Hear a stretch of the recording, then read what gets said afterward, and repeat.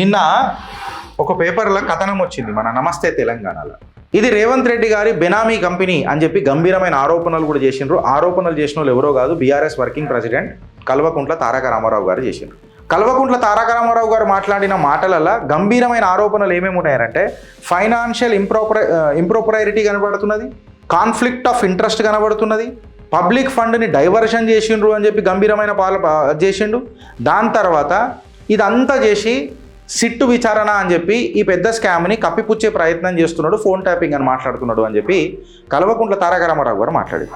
ఏదైతే ఈ సంస్థ ఉందో ఈ సంస్థ మీద ఆల్రెడీ ఇన్సాల్వెన్సీ ప్రొసీడింగ్స్ ఆల్రెడీ ఉన్నాయంట. ఇన్సాల్వెన్సీ ప్రొసీడింగ్లు కనబడుతుంటే సుప్రీంకోర్టు యొక్క నోటీసులు ఎన్సీఎల్టీ యాంగిల్లో మనకుంటే సడన్గా ఈ ప్రభుత్వానికి ప్రాజెక్ట్ ఎట్లు వస్తున్నాయి, ఆస్తులు ఎట్లా పెరుగుతున్నాయి, ప్రాజెక్ట్ వాల్యూ ఎట్లా పెరుగుతున్నది అని అనేది ఒక గంభీరమైన ఆరోపణ. అయితే ఇలా కాంట్రవర్సీ అనేది కేవలం ఒక కంపెనీ మీద కాదు. ఈ కంపెనీని ఎవడు కంట్రోల్ చేస్తున్నాడు, ఎవడు ఈ కంపెనీ ఓనర్, ఎవడు బెనిఫిషియల్ ఓనర్షిప్ ఎవడిది, ఇది 6,000 కోట్లు అని అంటే ఖచ్చితంగా రాష్ట్ర ఖజానాకు గండి కొట్టినట్టే అవుతుంది. ఎగ్గొట్టిన కంపెనీలకు మనం ఈ ప్రాజెక్టులు ఎట్లా ఇచ్చినాము అనేది ఒక ఫస్ట్ వస్తుంది. సరే మళ్ళీ తీసేసి మనము రీటెండరింగ్ చేద్దామా అని అంటే కాస్ట్ పెరుగుతుంది. అంటే నువ్వు ఒక దగ్గర లంగలుచ్చ దందలు చేసి దాని తర్వాత కొత్త ప్రాజెక్టులకు వచ్చినావు అని అంటే అక్కడ పర్ఫామ్ చేస్తామని నమ్మకం ఏంది? Gautam Model School, Sun City branch, admissions are open for 2026. No admission fee, free school uniform and also bus transportation available. School fee offer valid till February 10 for nursery to 10th class. Hurry up. Address: Sun City branch opposite Kasturba Trust. Limited seats. Contact us now 8121573123 and 8977113123. నిన్న ఒక పేపర్లో కథనం వచ్చింది మన నమస్తే తెలంగాణలో ఒక కథనం వచ్చింది. ఏంటంటే 6,000 కోట్ల స్కామ్ అని చెప్పి కేఎస్ఎల్ఆర్ఓ సంస్థ మీద ఒకటి వచ్చింది. ఇది రేవంత్ రెడ్డి గారి బెనామీ కంపెనీ అని చెప్పి గంభీరమైన ఆరోపణలు కూడా చేసిండ్రు. ఆరోపణలు చేసిన వాళ్ళు ఎవరో కాదు, BRS working president Kalvakuntla Taraka Ramarao గారు చేసిండ్రు.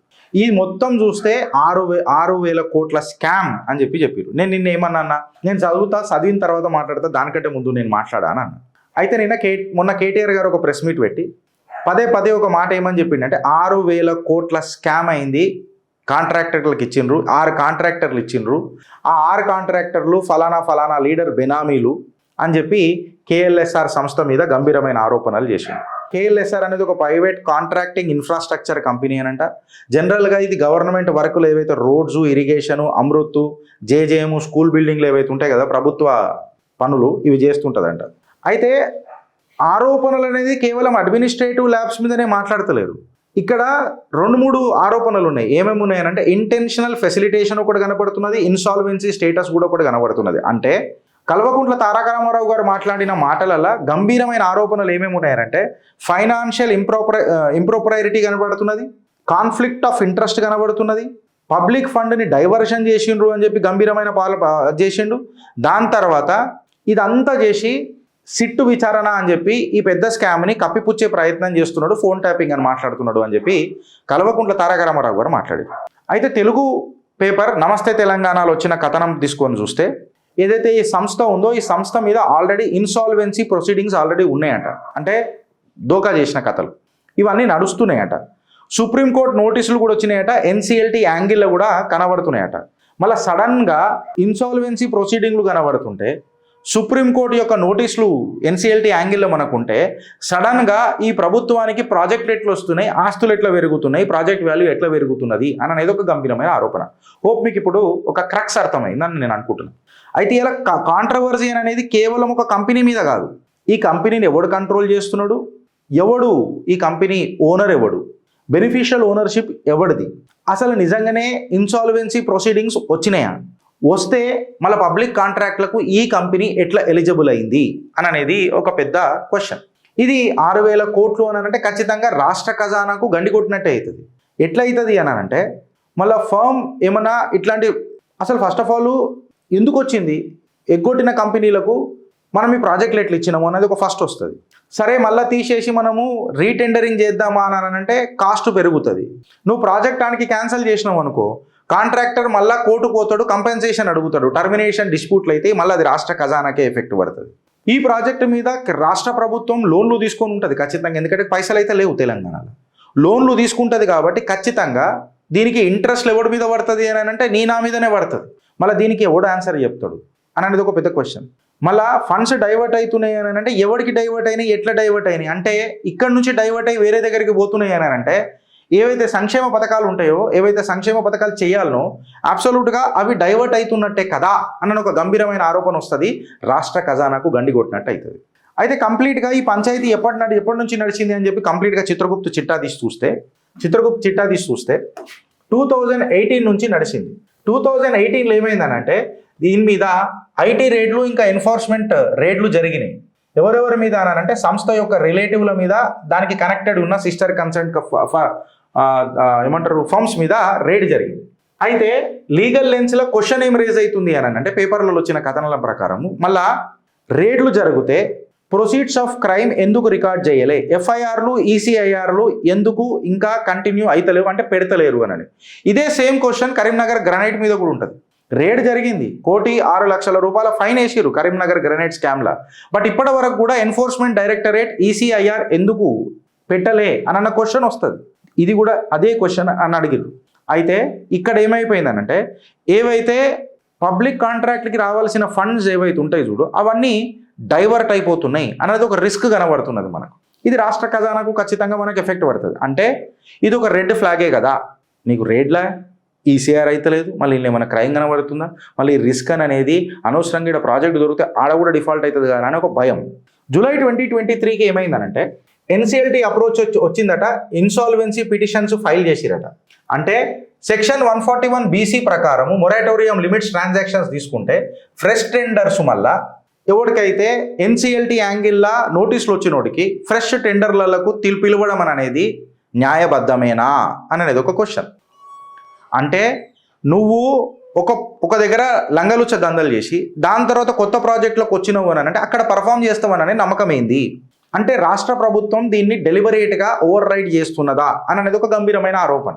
2023-2024లో ఏమైందనంటే ఏదైతే ఇన్సాల్వెన్సీతో ఆరోపణలు ఎదుర్కొంటున్న ఈ సంస్థ డైరెక్ట్గా గవర్నమెంట్ ప్రాజెక్టులు తీసుకుని మొదలెడుతుంది. అట్లెట్లా తీసుకుంటుంది రాబాయ్ అని చెప్పి మాట్లాడితే మళ్ళీ ఈ టెండర్ అథారిటీసు, ఫైనాన్షియల్ ఎలిజిబిలిటీ ఇంకా బ్యాంక్ గ్యారంటీసు జెన్యూనా కాదా చెక్ చేసినాయా లేదా అనే ఒక క్వశ్చన్ మీ మనసులో రావాలన్నా వద్దా? ఫ్రెండ్స్, నేను మాట్లాడుతుంది అబ్సల్యూట్ లా, ప్లీజ్ కాన్సన్ట్రేట్. ఇది జెన్యూనా కాదా? నేను ఆరోపణ కేఎల్ఎస్ఆర్ కేఎస్ఎల్ఆర్ మీద చెప్తలేను, బట్ ఆరోపణలని క్వశ్చన్స్ చేస్తున్నా. అంటే ఎస్కలేషన్ కాస్టులు, మళ్ళీ స్టాల్డ్ ప్రాజెక్ట్స్, ఇదంతా మన రాష్ట్ర ఖజానాకు గండి పడతాయా? మళ్ళీ రాష్ట్ర ప్రభుత్వము ఇవన్నిటినీ కవచమై కాపాడుతున్నదా అన్నది నా ప్రశ్న. 2024-2026కి వస్తే ఈ 6,000 కోట్ల ఏదైతే కాంట్రాక్ట్ అని చెప్పి బీఆర్ఎస్ ఆరోపిస్తుంది కదా, ఏ ప్రాజెక్టులలో AMRUT, JJM, irrigation, roads, schools ఇవన్నీ హై వాల్యూ ప్రాజెక్ట్స్ తీసుకుంటుంది. అంటే ఎవరైతే violation of Telangana financial code జరిగిందో, ఫైనాన్షియల్ కోడ్ ఆఫ్ తెలంగాణకు వైలేషన్ జరిగిందో వాళ్లకు మళ్ళీ టెండర్లా తీసుకొని వచ్చి టెండర్ పార్టిసిపేషన్ ఎట్లయితుంది అని చెప్పి చెప్తున్నారు. ఈ టెండర్ పార్టిసిపేషన్లో మనం పోయి ఈ ప్రాజెక్టు తీసుకుంటే సుమారు 1000 నుంచి 2,000 కోట్లు డైరెక్ట్గా డిలేల వల్ల రాష్ట్ర ఖజానాకు గండి పడుతుంది. పెనాల్టీలు, ఆర్బిట్రేషన్స్ ఇంకా పక్కకు పెట్టును, దీనికి డైరెక్ట్ పడుతుంది అని చెప్పి చెప్తున్నారు. అంటే ఇది సిస్టమేటిక్గా రాష్ట్ర ఖజానాని దోసుకదోబుడు కదా. ఇది ఐసోలేటెడ్ ఎట్లయితుంది, ఒక చిన్న ఘటన ఎట్లయితుంది అని అనేది ప్రతిపక్ష పార్టీ వాదన. సుప్రీంకోర్టు నోటీసులు కూడా ఇచ్చిండ్రు అని చెప్పి నమస్తే తెలంగాణలో పెట్టిండ్రు. అయితే మళ్ళీ సుప్రీంకోర్టు నోటీసులు ఇచ్చింది అని అంటే అది ఏ ఫైనాన్షియల్ క్యాపబిలిటీలు ఇచ్చింది వర్సెస్ బ్యాంక్ గ్యారంటీ కాంట్రడిక్షన్ ఏమున్నది అని అనేది మనం చూడాలి. సపోజ్ నోటీసులు ఉన్నాయి అని అంటే ఇవన్నీ ఎందుకు ముందు చెప్పలే పబ్లిక్గా, ఇవన్నీ బట్టబయలు చేయాల్సిన ఆస్కారం ఉందా లేదా అని అనేది ఒక పెద్ద క్వశ్చన్ వస్తుంది. ఇది ఏం చేస్తుంది అని అంటే ఖచ్చితంగా నీ రెప్యుటేషనల్ డ్యామేజ్, అంటే నీ రాష్ట్ర ఖజానాకు నిజంగా చెప్పాలనంటే లంగలుచ్చ దందలు చేస్తున్నారు అని చెప్పి క్లియర్ కట్గా ఒక మెసేజ్ పోతుందా పోదా, అంటే నీ రెప్యుటేషనల్ డ్యామేజ్ దెబ్బతింటుందా, నీ ఫైనాన్షియల్ స్టెబిలిటీ దెబ్బతింటుందా లేదా.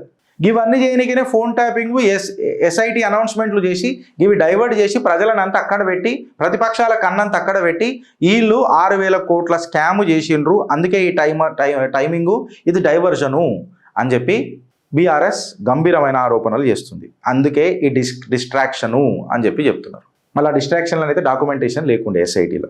దానికి తోడు సీఎం గారు అయితే సహనమే కోల్పోయినారు. అహంకారపూర్వకంగా ఏదో క్యాస్టిస్ట్ రిమార్క్స్ చేస్తున్నట్టు మళ్ళీ ఒక ముఖ్యమంత్రి అయి ఉండి ఇట్లాంటి మాటలు మాట్లాడడం అనేది ఒక కాన్స్టిట్యూషనల్ డెకోరమా, మోడల్ కోడ్ ప్రిన్సిపల్స్కి ఇది విరుద్ధం కాదా, మళ్ళా ఒక ముఖ్యమంత్రి ఇట్లా ఒక వీధి రౌడీ లెక్క మాట్లాడుతూ ఉంటే ఖచ్చితంగా ఇన్వెస్టర్ కాన్ఫిడెన్స్ తెలంగాణకు వచ్చేవాడని పెట్టుబడులు పెడతాడా, ఇది తెలిసే మాట్లాడుతున్నారా అని అనేది ఒక పెద్ద క్వశ్చన్ వస్తుంది ఫ్రెండ్స్.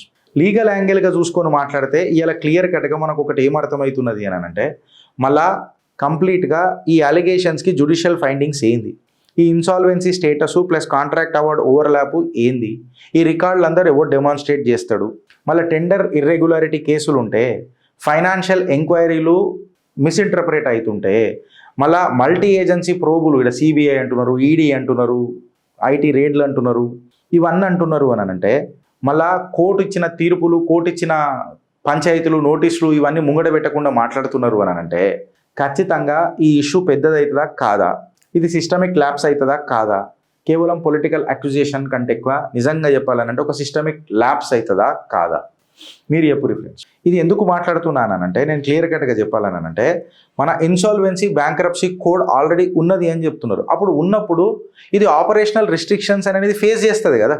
మళ్ళా నీ ట్రాన్స్పరెంట్ రిలాక్సేషన్ అనేది పొలిటికల్గా ఇల్లాజికల్కి ఏమంటారు ఈ సంస్థ ఎలిజిబిలిటీకి రిస్క్ కాదా, మళ్ళీ దీని మీద ఎవడు ఆన్సర్ ఇస్తాడు. గవర్నమెంట్ కాంట్రాక్టర్లకు ఈ నెట్ వర్త్ సర్టిఫికేట్ అని ఒకటి ఉంటుంది, పర్ఫార్మెన్స్ గ్యారంటీలు ఒకటి ఉంటుంది, ఆడిట్ ట్రయల్స్ అనేది ఒకటి ఉంటుంది. ఇక్కడ ప్రభుత్వం ఫెయిల్ అవుతుంది అని అంటే రాష్ట్ర ఖజానా ఎక్స్పోజర్ అవుతుందా లేదా, పొలిటికల్ స్కాండల్ జరుగుతుందా లేదా అని అన్నది ప్రశ్న. మళ్ళీ నువ్వు ఇన్సాల్వెన్సీ నోటీసులను చూపెట్టకుండా చేస్తున్నావు అని అంటే ఖచ్చితంగా సపరేషన్ ఆఫ్ ఫ్యాక్ట్స్ అవుతుందా కాదా. మళ్ళీ ప్రభుత్వాలు ఏవైతే అడ్మినిస్ట్రేటివ్ లా ప్రిన్సిపల్ ఉంటుందో అది ఫెయిర్లీ ట్రాన్స్పరెంట్లీ చేయాలన్నా వద్దా, మళ్ళీ ఇక్కడ కాంగ్రెస్ ప్రభుత్వం చేసిందా లేదా అన్నది ఒక పెద్ద ప్రశ్న ఫ్రెండ్స్. మీరు ఆలోచిస్తారా లేక అనుభవిస్తారా? భారత్ మాతాకి జై.